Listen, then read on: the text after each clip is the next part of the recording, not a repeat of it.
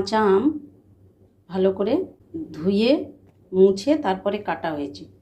কেটে তারপর নুন মাখিয়ে 1 ঘন্টা রাখতে হয়, রেখে তারপরে রোদে দেওয়া হয়েছে ভালো করে ছেঁকে ছেঁকে। যে জলটা বেরিয়েছে সেটা ফেলে দেওয়া হয়েছে।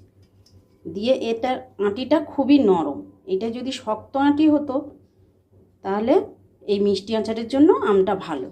আর দেরি হয়ে গেছে আজকের আমটা দিতে, তাই রোদটা একটু কম খেয়েছি। একদম সারা দিন খুব ভালোভাবে রোদ খাবে আমটা।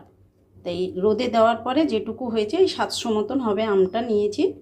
নিয়ে এই কড়াইতে সর্ষের তেল দিচ্ছি, 1 কাপ মতন সর্ষের তেল। ভালোভাবে তেলটা গরম হয়ে গেলে দেব এই আমগুলো। লবণ আর দেবো না, যেহেতু আমি লবণ মাখিয়ে রোদে দিয়েছিলাম, আর লবণ দেবো না আচারে।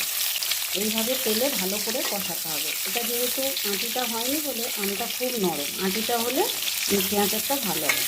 আর একবার যখন করব তখন ভালোভাবে দেখাবো। এখন একটু বানাচ্ছি বলে আমগুলো নষ্ট হয়ে যাবে, ওই জন্য একটু দেখিয়ে দিচ্ছি। বা আমার দিদুন, আমার মারা যেভাবে বানাতো আমিও সেইভাবে বানাচ্ছি। মা দিদুনের মতন তো আর হবে না, তা তাদের থেকে যেটুকু শিখেছি সেইটুকু করে আপনাদের কাছে দেখাচ্ছি।